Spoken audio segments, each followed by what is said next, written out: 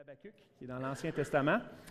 Donc, je m'en d'ouvrir vos Bibles. On va aller dans Habacuc 1, les versets 5 à 11. Je suis dans la version second 21. Alors, ça débute comme ceci. Jetez les yeux parmi les nations. Regardez et soyez saisis d'étonnement, d'épouvante, car je vais faire à votre époque une œuvre que vous ne croiriez pas si on la racontait. Je vais faire surgir les Babyloniens. C'est un peuple impitoyable et impétueux qui traverse de vastes étendues de pays pour s'emparer de demeures qui ne sont pas à lui. Il est terrible et redoutable. Il est la source de son droit et de sa grandeur. Ses chevaux sont plus rapides que les léopards, plus agiles que les loups du soir. Ses cavaliers se déploient. Ses cavaliers arrivent de loin. Ils volent comme l'aigle qui fond sur sa proie. Tout ce peuple vient pour se livrer au pillage, le visage tendu vers l'avant. Il rassemble des prisonniers comme du sable. Il se moque des rois, et les princes sont l'objet de ses railleries.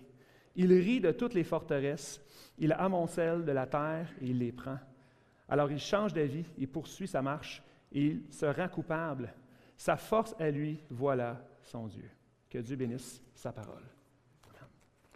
Merci, mon Père.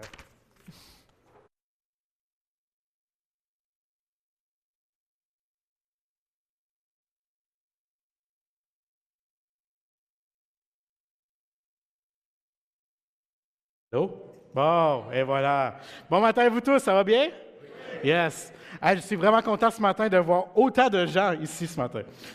Yes. Beaucoup de visites. Ça, c'est très cool. Mon nom, c'est Andrés. Ça fait 2-3 mois maintenant que je suis à EBS parmi vous et que je suis content d'être avec vous ce matin. Alors, c'est ça. Moi, je suis étudiant à Sembec. Sembec, c'est un séminaire baptiste. C'est pour apprendre à lire la Bible et à prêcher. Dans le fond, je suis un ouvrier en formation. Et je suis content ce matin de continuer la série qui se trouve dans Habacuc. Alors, la semaine dernière, on avait commencé avec Peter. Et si vous étiez là, vous avez vu que, en fait, ce qu'il s'agissait, c'était une plainte de Habacuc.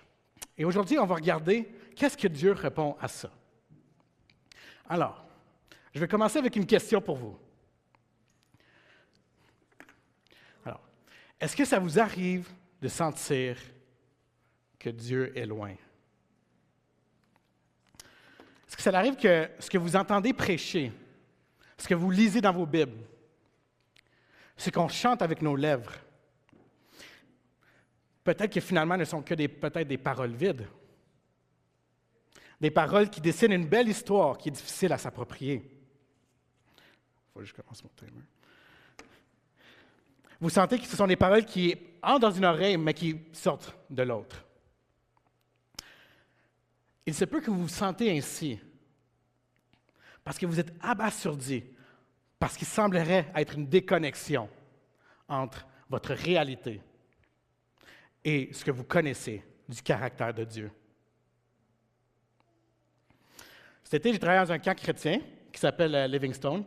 Et il y a un beau principe que j'aimais de ce camp-là, c'était que dans les cabines, les cabines, ils étaient nommés après des missionnaires chrétiens. Et il y a une de ces cabines-là qui se nommait Jim et Elizabeth Elliot. Probablement que plusieurs d'entre vous, vous avez déjà entendu cette histoire. C'est une histoire de missionnaires assez connue. Et c'est quelque chose que j'aimerais commencer par vous expliquer, cette histoire. Parce qu'on voit que cette histoire qui date des années 50, Jim s'en allait en Équateur avec 4 de ses amis en mission. Il allait en fait rejoindre les peuples autochtones du pays de l'Équateur, qui est en Amérique du Sud. Et ce qui va se passer, c'est que Jim, évidemment, il va laisser sa famille en arrière, et ses 4 amis également, ils vont délaisser leur famille pour cette mission. Et peut-être que quelques-uns d'entre eux, il y a une ferme assurance que c'est la volonté de Dieu. Peut-être que pour d'autres, ils croient ça aussi, mais ils ont peut-être des petits questionnements ou des petits doutes sur est-ce qu'on devrait vraiment y aller. Évidemment, ce n'est pas un choix facile. Mais ils partent pour ce voyage, dans le but d'évangéliser auprès des peuples autochtones. Mais pourtant, ce qui va arriver, c'est qu'ils n'auront même pas partagé encore un seul mot de l'Évangile, que des lances vont être ciblées sur eux par ce peuple-là. Et ils vont mourir à cette place avec les lances qui ont traversé leur corps. Les mêmes hommes que Jim Elliot et ses amis auraient été aimés et servir, les ont tués à sang-froid.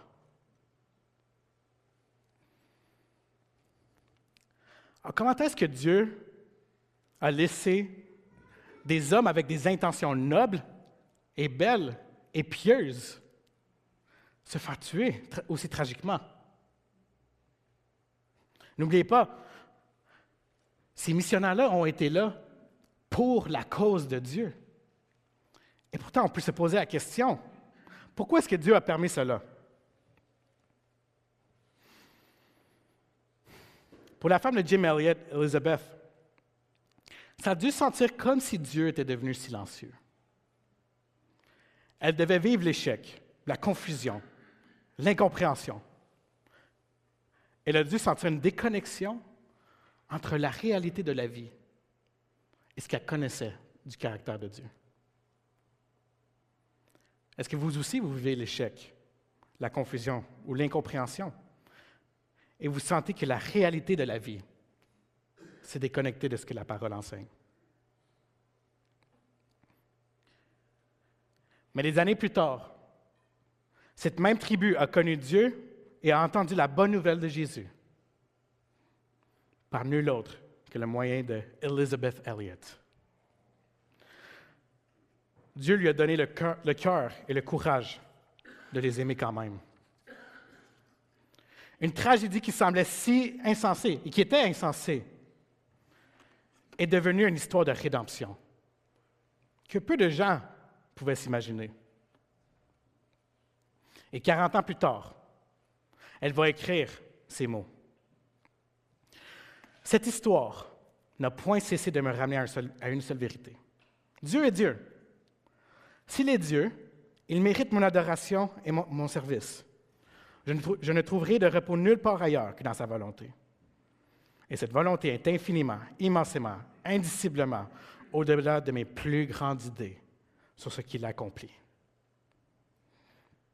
C'est dans ce contexte que l'histoire doit être comprise. Écoutez bien.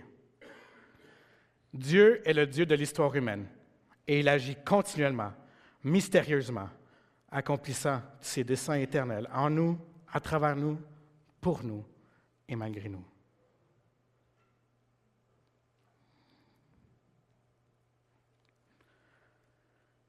Alors Dieu n'était pas absent.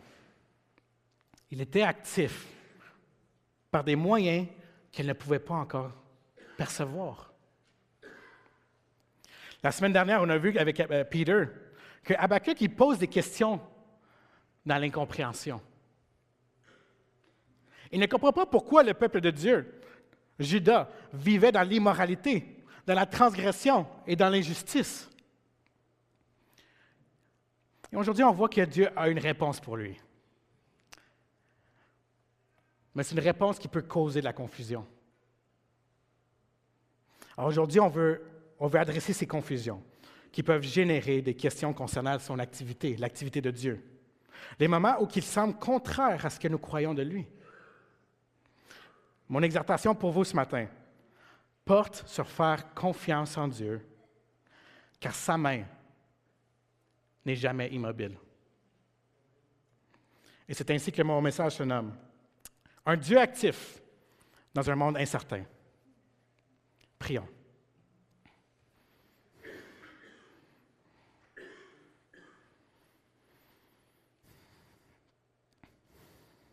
Seigneur, nous sommes tellement des êtres simples. On est des êtres qu'on a tellement de questions. Et je prie que ce matin, Seigneur, que tu puisses nous rejoindre dans notre simplicité, venir toucher nos cœurs et nous rassurer que tu es un Dieu qui est bon, un Dieu d'amour, un Dieu qui est au contrôle des choses et qu'on peut te faire confiance, Seigneur. Amen.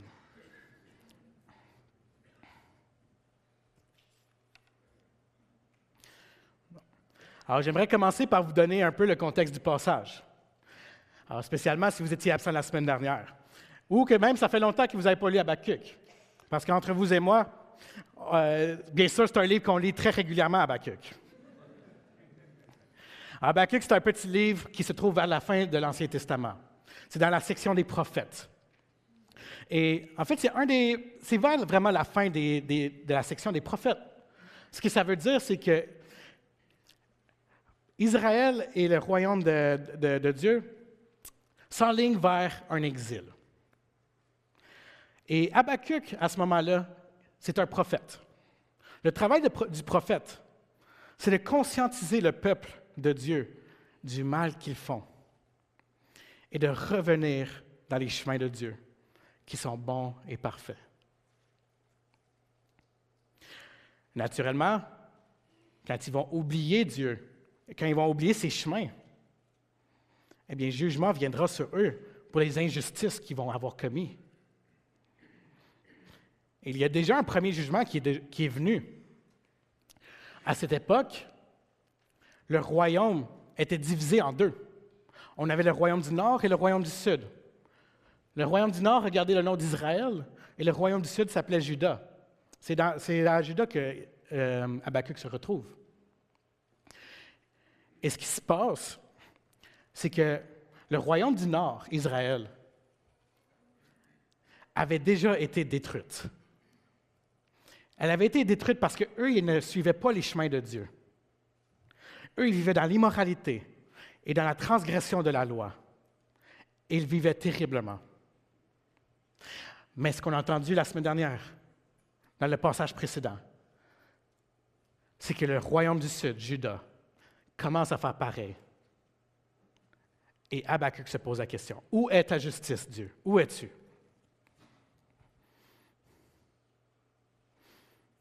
Alors maintenant, prêtons attention au premier verset du passage.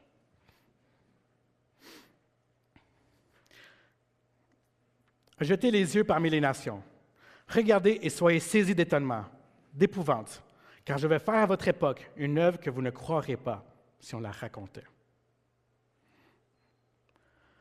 Alors, mon premier point, c'est l'activité de Dieu est cachée, néanmoins présente.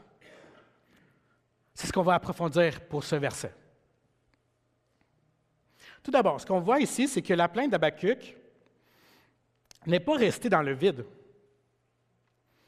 Habakkuk ne priait pas dans le vent. Il parlait à un vrai Dieu qui l'écoutait réellement. Un Dieu qui écoute.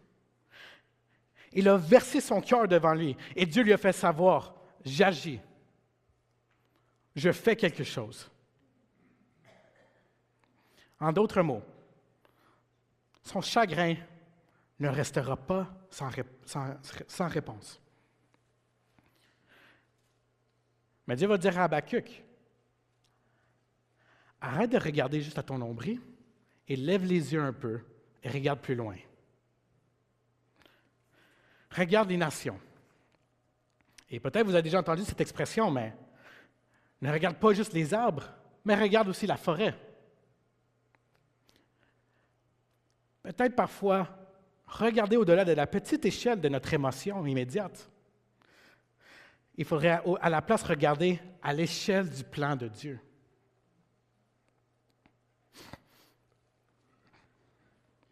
Ensuite, remarquez aussi que Dieu parle au pluriel.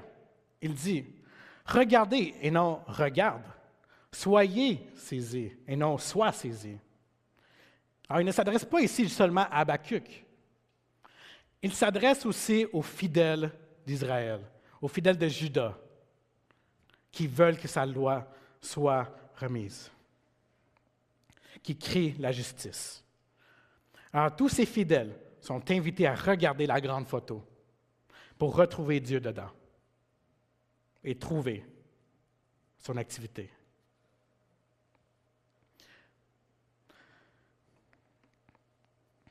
Puis Dieu ajoute, « Je vais faire une œuvre que vous ne croiriez pas, même si on vous la racontait. » En d'autres mots, Même ceux qui m'attendent, même ceux qui me prient, ils vont avoir de la misère à reconnaître ce que je fais. Ils ne verront pas tout de suite que c'est moi derrière tout ça. Alors, dans sa grâce, Dieu, il avertit le peuple.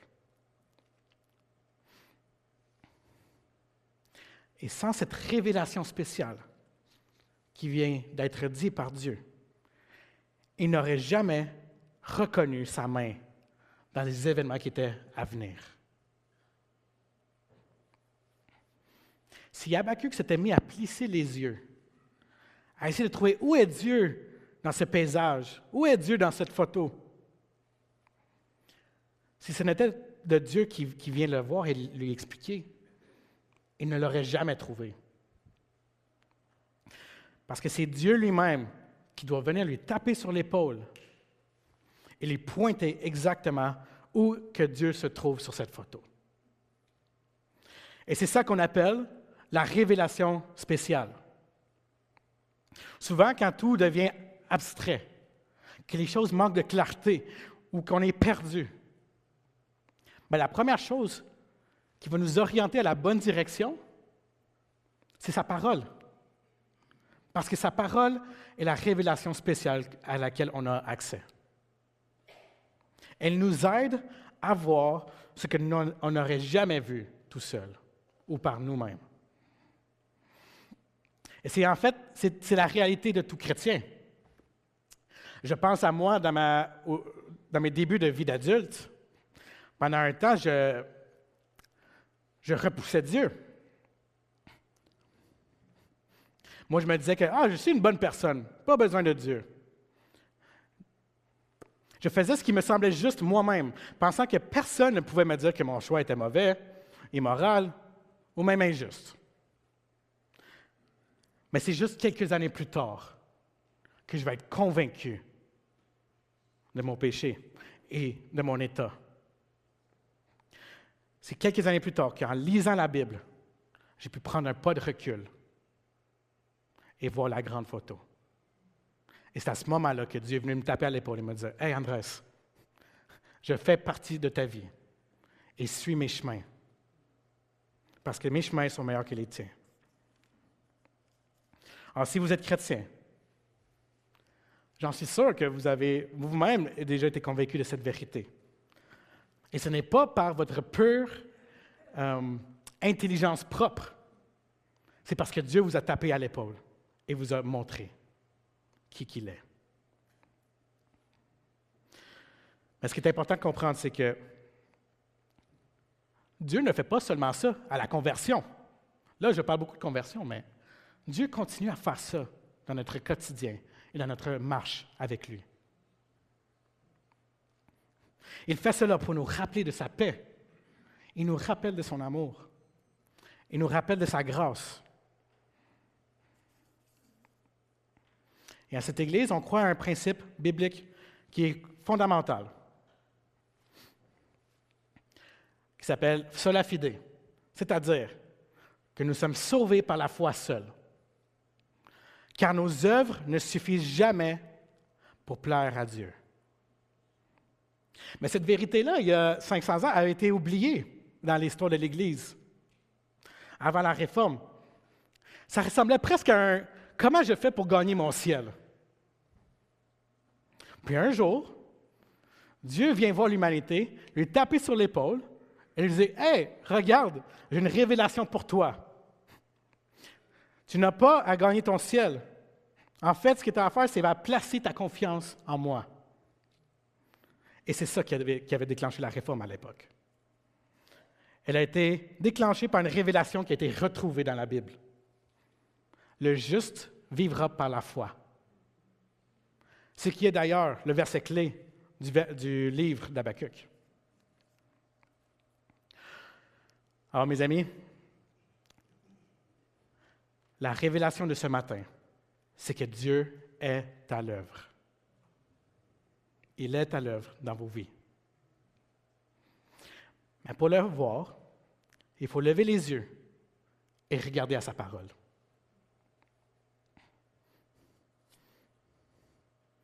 Parce que sans cette tape à l'épaule que la parole fait, on ne pourrait pas discerner ce qu'il fait dans nos vies ou dans le monde. Dieu, il agit parfois de manière très mystérieuse, mais toujours pour nous orienter vers lui et sa justice. Alors, est-ce que vous vous retrouvez en ce moment dans une place où tu as la misère à voir Dieu dans la grande photo? Peut-être que les circonstances autour de toi semblent chaotiques ou injustes, ou que tu ne vois pas comment Dieu il agit. Mais l'apôtre Paul nous rappelle ceci, dans 2 Corinthiens 4, 18. Ainsi, nous regardons non pas à ce qui est visible, mais à ce qui est invisible. Car les réalités visibles sont passagères et les invisibles sont éternelles. Alors, ainsi même quand tu ne comprends pas, même quand tu te sens dépassé ou impuissant, rappelle-toi que Dieu est à l'œuvre et qu'il ne t'oublie pas. Et sa parole est la lumière qui te permet de lever les yeux, de voir ce qu'il prépare derrière ce qui est visible. Alors, mon prochain point. L'activité de Dieu est souveraine, néanmoins sainte. Alors, on peut maintenant lire le verset 6 et le verset 7.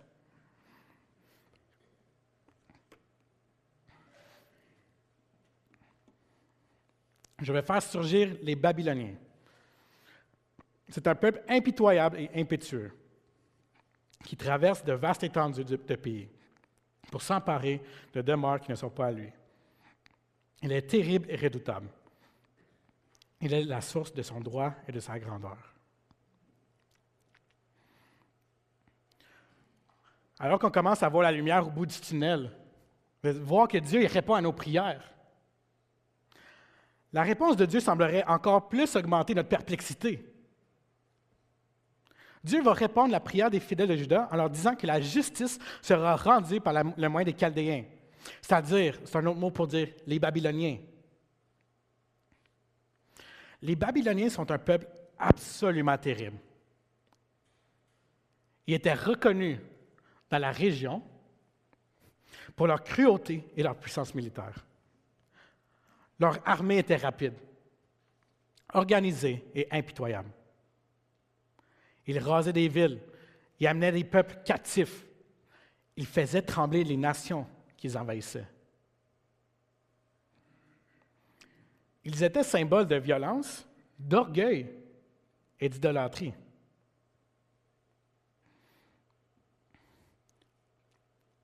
En premièrement, il s'agit d'un petit rappel de notre point précédent qu'on vient de voir, que Dieu est effectivement à l'œuvre, mais il peut être très difficile de l'apercevoir. Pour Habakkuk, même avec cette révélation venant de Dieu, il serait difficile pour lui de comprendre les chemins de Dieu. Une phrase qui sort de John Piper dans un livre va comme ci. Ce qui arrive, c'est que bien souvent, Dieu frustre les plans humains afin que ses plans divins soient accomplis. Et en passant, la préparation de mon message ne m'est pas venue par magie. Et vous pouvez voir, je suis jeune, je n'ai pas énormément d'expérience pour vous dire tout cela comme ça. Moi, je me suis basé beaucoup sur ce livre de John Piper qui s'appelle Providence. Et je vous invite que si vous avez d'autres questions par rapport à comment est-ce que Dieu il agit dans nos vies, bien, peut-être c'est une bonne référence pour vous.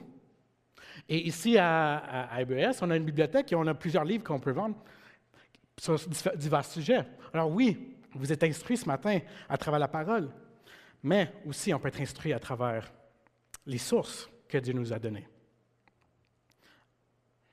Alors, bien souvent, Dieu frustre les plans humains afin que ses plans divins soient accomplis. On peut se poser la bonne question. Comment réagir? Comment devrions-nous interagir avec Dieu quand sa réponse fait juste me frustrer plus? Mais je vais laisser Corentin en parler la semaine prochaine, avec le prochain passage. Parce que le prochain passage, ce sera la réplique de Habakkuk face à ça. Et vous allez voir, il est confus encore. Mais aujourd'hui, ce qu'on va adresser, C'est quelques précisions que ce texte va faire par rapport à Dieu et son caractère. Alors, tout d'abord, ce passage est un rappel que Dieu est au contrôle de ce monde. Parce que c'est lui qui fait surgir les Babyloniens. Et il contrôle même notre souffle.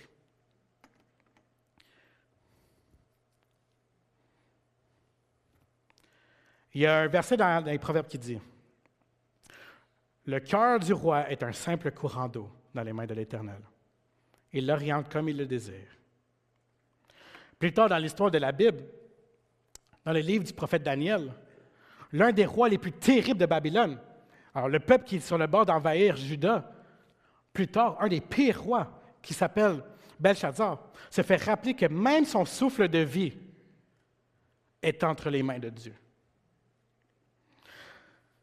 C'est contre le Seigneur du ciel que tu t'es dressé. Tu as fait apporter devant toi les coupes de son temple et vous les avez utilisées pour boire du vin, toi et tes hauts fonctionnaires, ainsi que tes femmes et tes concubines.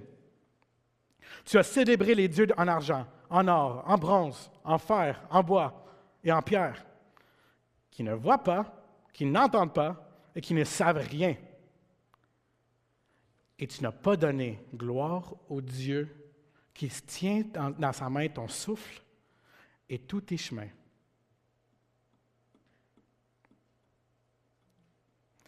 C'est un rappel pour nous que le Dieu à qui on fait face est non seulement le Dieu supérieur à ces dieux en or ou en bronze ou en bois, mais beaucoup plus. Il est le Dieu qui tient notre souffle et qui tient nos chemins. Non seulement il te voit respirer, mais il te donne le respire. Et dans le cas d'Habakkuk, ce n'est pas un accident politique qui est en train d'arriver dans Juda. Ce n'est pas un hasard. C'est Dieu lui-même qui fait lever les Chaldéens. Alors Dieu est souverain sur les rois, sur les royaumes, sur les guerres et même sur les décisions humaines. Rien ne lui échappe. C'est lui qui a établi les autorités, même ceux qui ne reconnaissent pas Dieu. Ensuite, je vais faire une remarque de la plus haute importance. S'il y a bien quelque chose qui doit être clair aujourd'hui, c'est le suivant. Dieu est saint. Il est non seulement décrit comme saint, mais comme 3 fois saint. Alors, qu'est-ce que ça implique dans notre texte d'aujourd'hui? Ça implique que, oui, Dieu fait susciter les Chaldéens, mais il n'est aucunement complice au mal des Chaldéens. Il n'est aucunement complice du mal. Il est impossible à Dieu d'être immoral, d'être injuste et d'être mauvais. Naturellement, ça peut produire une insécurité peut-être, ou une inquiétude de savoir que Dieu est souverain sur la réalité et qu'il utilise le produit des mauvais choix des humains, comme on voit ici. Il utilise le mauvais choix des Babyloniens. Mais je veux vous rassurer, mes frères et mes sœurs, que la Bible enseigne que Dieu est incapable d'injustice et d'immoralité. Voici quelques passages qui l'enseignent. La justice et le droit forment la base de ton trône. La bonté et la vérité sont devant toi. Ça, c'est un psaume. Au milieu d'elle, l'Éternel est juste. Il ne commet aucune injustice. Car tu n'es pas un Dieu qui prenne plaisir à la méchanceté. Le mal n'a pas sa place auprès de toi. Que personne, lorsqu'il est tenté, ne dise « c'est Dieu qui me tente », car Dieu ne peut être tenté par le mal et ne tente lui-même personne. Mais si notre injustice met en évidence la justice de Dieu, que dirons-nous? Dieu est-il injuste quand il déchaîne sa colère? Je parle ici à la manière des hommes. Certainement pas. Autrement, comment Dieu pourrait-il juger le monde?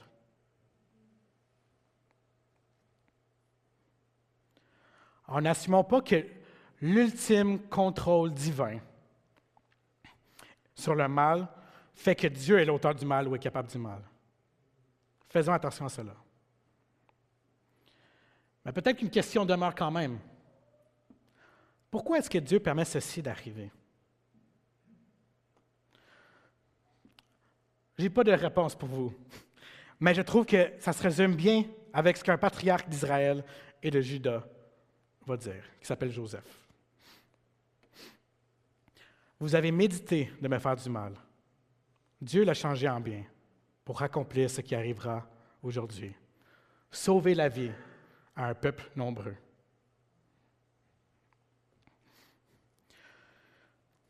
On pourrait savoir que dans le cas de Joseph, c'est vraiment Dieu qui a fait quelque chose. Mais rappelons-nous que c'est aussi vrai aujourd'hui. C'est aussi vrai pour nos vies. C'est encore vrai dans le présent, dans le monde, partout. Dieu est au contrôle de tout ce qui se passe dans le monde. Par exemple,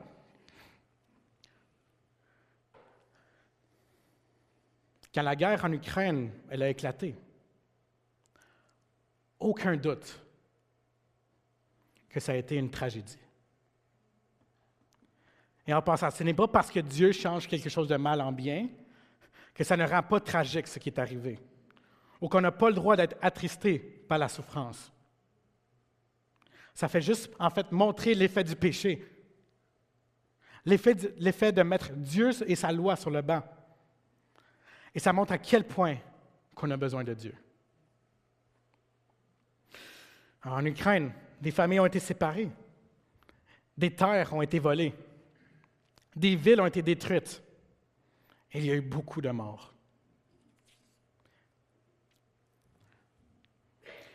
Et dans le milieu de cette tragédie se trouve également un témoignage que Dieu n'est jamais absent.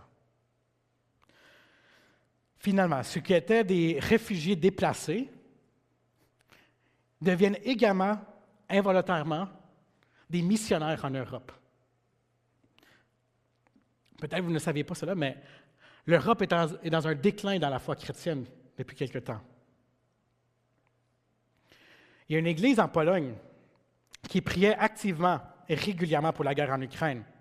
Car en fait, ça faisait plus d'une décennie déjà, évidemment, ou même plus, qu'il y avait de la tension dans ce pays. Cette église se trouvait dans la ville d'Opole. J'ai lu cet article dans Christianity Today. Et cette ville, Opole, a accueilli 22 000 réfugiés ukrainiens dans les premiers 18 mois de la guerre. Et l'église qui se trouve dans cette ville a vu un changement drastique du jour au lendemain.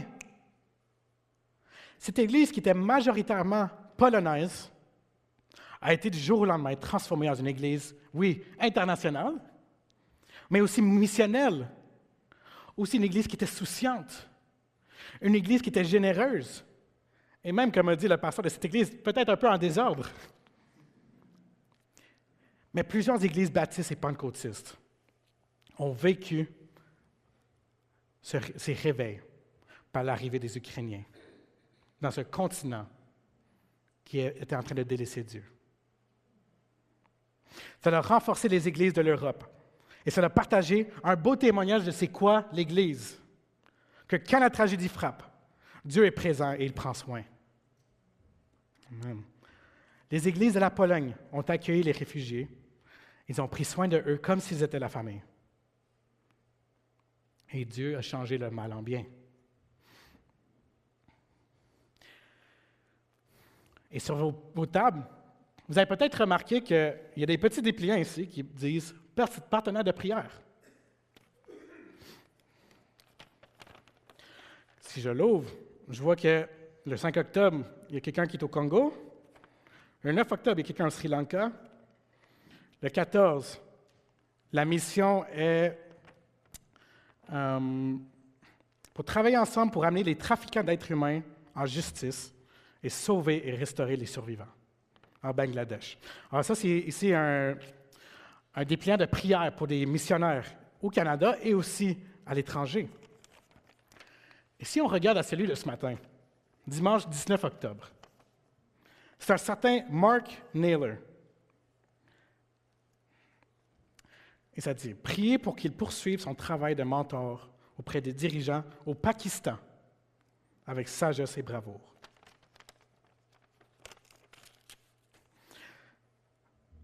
Je ne sais pas si vous connaissez la situation au Pakistan, mais ce n'est pas très accueillant pour les chrétiens. En fait, dans ces pays-là que j'ai nommés, le Sri Lanka ou le Bangladesh, le Pakistan, le Congo, c'est des pays où que, même cette année, on a vu qu'il y a eu des meurtres, des chrétiens. Des chrétiens ont été martyrisés. Et je me suis mis un peu à lire sur cet homme, M. Naylor. Est-ce que j'ai pu lire sur lui? C'est qu'il a vécu au Pakistan pendant plus de 15 ans. Et il va toujours plusieurs mois par année. C'est un pays où il y a beaucoup de violence. Et ça fait au-dessus de 40 ans qu'il sert ce pays. Et maintenant, il travaille sur la traduction de la Bible pour la langue locale.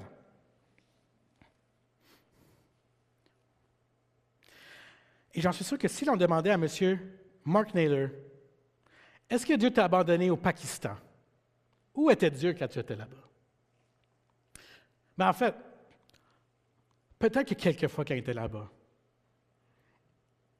il ne devait pas toujours sentir que Dieu était tout à fait là. Des fois, il se posait la question peut-être. Mais s'il est missionnaire là depuis maintenant plus de 40 ans, c'est parce qu'il sait que Dieu était présent avec lui depuis le tout début et qu'il faisait une œuvre qu'il ne croirait pas. Qu'est-ce qui a fait soutenir cet homme au Pakistan pendant 40 ans? Ça ne peut être que Dieu.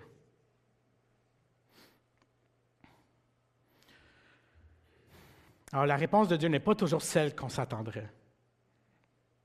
Le déroulement de l'histoire de nos vies peut à la fois être frustrant pour nous et à la fois être exactement où que Dieu nous a placés. L'autorité que Dieu a établie sur Juda était tyrannique. Le leadership était corrompu. La société ne pratiquait pas la justice, mais il pratiquait le mal. Est-ce que ça vous fait penser à une autre certaine époque corrompue par le péché? La nôtre, peut-être. Mon invitation pour vous, c'est de vous rappeler que Dieu est actif et à l'œuvre aujourd'hui, même dans les événements les plus sombres. Même quand on n'a pas l'impression de le voir, il fait une œuvre qu'on ne croira pas. Peut-être qu'on prie pour un réveil spirituel au Québec depuis longtemps, mais que ça fait déjà quelques générations qu'au lieu de voir un réveil, on a peut-être l'impression qu'il y a un déclin spirituel. Peut-être que ça fait longtemps qu'on prie pour une ouverture au Québec face à Dieu. Mais ce qu'on voit, c'est un désir de mettre Dieu encore une fois sur le banc. Et non seulement ça, mais on voit même une hostilité dans le supposé nom de la laïcité, qui va peut-être un peu trop loin. Peut-être qu'on prie pour une Église qui reprenne vie, mais que pendant longtemps, l'Église diminuait. Qui sait ce que Dieu a pour cette Église? Mais Dieu fait une œuvre qu'on ne croirait pas si on nous la racontait. Et dans nos vies personnelles, peut-être il y a des parents qui vivent une souffrance de voir leur enfant être loin de Dieu. Peut-être que vous passez à travers une situation de travail ou de carrière qui est incompréhensible. Est-ce que vous vivez une injustice, une insécurité, une anxiété dans votre vie familiale ou dans votre carrière ou dans votre santé peut-être? Maintenant, on peut s'entraider les uns les autres. Car j'en suis persuadé que plusieurs d'entre nous ici présents, vous pouvez affirmer que Dieu est là avec vous dans la souffrance. Vous pouvez affirmer la présence et la bonté de Dieu dans la vallée de la mort. Alors vous qui avez des histoires de la fidélité de Dieu, encouragez vos frères et sœurs qui ont besoin d'être encouragés. On a besoin de vos témoignages. Et c'est un autre rôle de l'Église, de s'encourager et de se recentrer sur Dieu. Alors, Habakkuk montre que dans les circonstances difficiles, il y a une œuvre qui se fait. En lumière du passage dans 2 Corinthiens que j'ai lu tantôt, le verset précédent dit « Voilà pourquoi nous ne perdons pas courage. » Mes frères et sœurs, ne perdez pas courage, car Dieu est à l'œuvre. Il produit pour vous un poids éternel de gloire.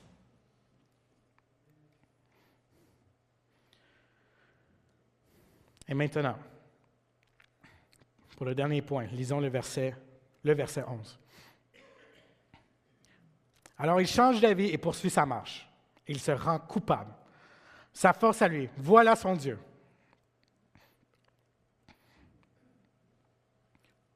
Mon dernier point d'aujourd'hui, c'est que l'activité de Dieu, elle est juste, néanmoins, elle est porteuse d'espérance.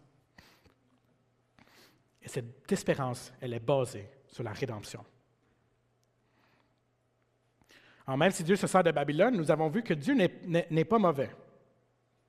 Il n'est ni l'auteur du mal non plus. Mais ça n'enlève pas la culpabilité à Babylone. Babylone se condamne lui-même. Et le texte nous dit que c'est pour une chose, sa force à lui. Voilà son Dieu. Voilà comment il est rendu coupable. Voilà l'ultime péché de Babylone. Ils se glorifient d'eux-mêmes. Ils sont leur propre objet d'adoration.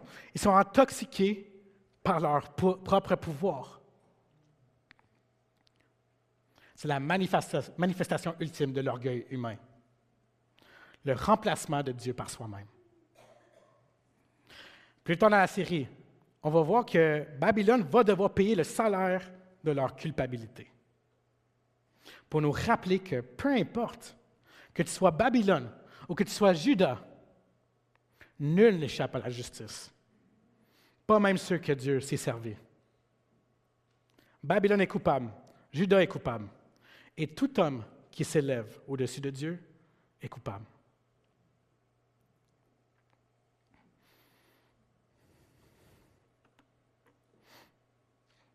Maintenant, je doute que vous ayez fait la même chose que Babylone. Mais quand ça vient à vous, qu'avez-vous fait des péchés que vous avez commis? Si Dieu venait aujourd'hui devant vous et vous montrait les péchés que vous avez commis, pourriez-vous tenir debout? Quel serait le salaire de votre péché? L'apôtre Paul répond à cette question. Car le salaire du péché, c'est la mort. Chaque désobéissance que l'on fait, chaque fois qu'on est orgueilleux, chaque fois qu'on rejette Dieu, on dit la même chose que les Babyloniens. Ma force à moi, voilà mon Dieu. Et personne ici présent peut se sauver en disant qu'on n'a jamais été coupable de cela. Paul dit encore, car tous sont péchés et sont privés de la gloire de Dieu. Mais alors que son jugement est bien réel, elle est porteuse d'espérance. Vous me direz, mais Andrés, où se trouve l'espérance là-dedans? Mon espoir se trouve que Dieu est souverain. Quand Dieu est au contrôle, écoutez bien ceci, quand Dieu est au contrôle, son objectif n'est pas la ruine, mais la rédemption. Son objectif n'est pas la ruine, mais la rédemption. Et c'est l'histoire de la Bible. Derrière chaque prophète de la Bible, il y a un message de « Revenez à moi pour que vous soyez restaurés ». Derrière chaque discipline à son peuple, le but est de les restaurer. Dieu s'écrit sans cesse aux rebelles « Repentez et revenez à moi afin que vous soyez restaurés ». Et Dieu, il est souverain à travers ça. Il va nous amener exactement où qu'il veut, ce qui est la rédemption.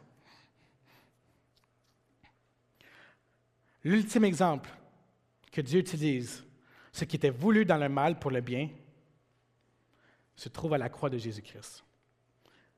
Si je peux simplifier un extrait de John Piper dans le même livre, ça va comme suit. La croix est la preuve suprême que Dieu reste souverain, même dans la pire tragédie. Car il n'y a pas de pire tragédie, il n'y a pas de pire injustice que celle de la croix de Jésus-Christ. La mort du Fils de Dieu n'était pas un accident. Elle était dans les plans de Dieu lui-même. Ce qui était une injustice, un roi corrompu, un gouverneur lâche, des soldats brutaux et une foule haineuse, faisait pourtant partie du plan parfait de Dieu pour notre rédemption. Et au cœur du péché et de l'injustice, la providence de Dieu a travaillé pour sauver ceux-là, même qui avaient comploté la mort de Jésus, et des millions d'autres qui ne la méritaient pas. Alors, par Babylone, Dieu se sert d'un mal pour corriger son peuple. Et par Golgotha, là où Jésus est mort et ressuscité, Dieu sert d'un mal pour sauver son peuple. Alors vous tous qui étiez condamnés comme moi, d'avoir choisi soi-même comme Dieu au-delà du vrai Dieu, ta faute peut être enlevée.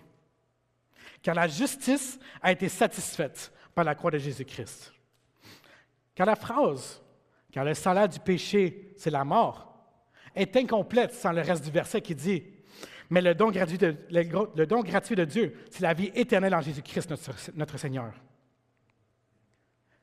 Et pour vous tous qui soumettez votre vie à Dieu et adorez Jésus,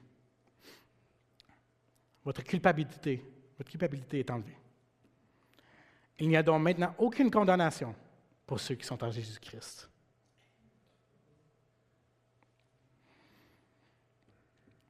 Peut-être qu'après ce message, vous vivez quand même une petite frustration, ou un peu de deuil, ou un peu de souffrance, que vous avez encore des questions. C'est normal, et c'est correct. Et c'est pour cela que je vous invite la semaine prochaine au message de Corentin. Parce que il va pouvoir approfondir comment est-ce qu'on fait pour choisir la foi dans nos émotions de confusion. Mais pour cette semaine, ma prière pour vous, c'est que vous ayez une paix dans le fait que votre vie est au contrôle d'un Dieu qui est pur et parfait, dans le but de réparer ce que nous avons brisé et nous donner un futur rempli d'espoir. Prions.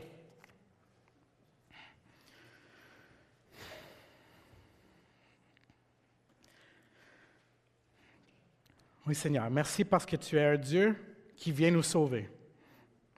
Tu es un Dieu qui veut nous aimer, Seigneur, qui nous aime,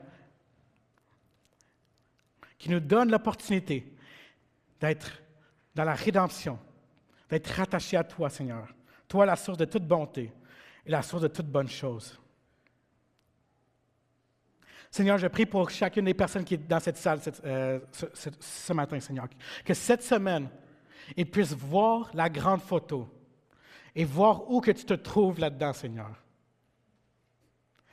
Et que même s'ils ont des questions, ils puissent avancer dans la foi et voir que tu es le Dieu ultime qui est au contrôle de leur vie et que tu fais une œuvre que chacun d'entre nous ne croirait même pas.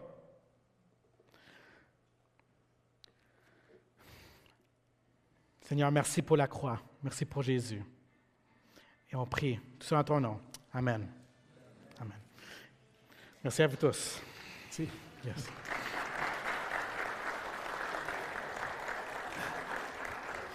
Merci beaucoup, Andrés. J'ai été grandement touché par le message ce matin. Dieu fait une œuvre. Puis, ceux qui savent, Andrés a été un de mes jeunes à la jeunesse.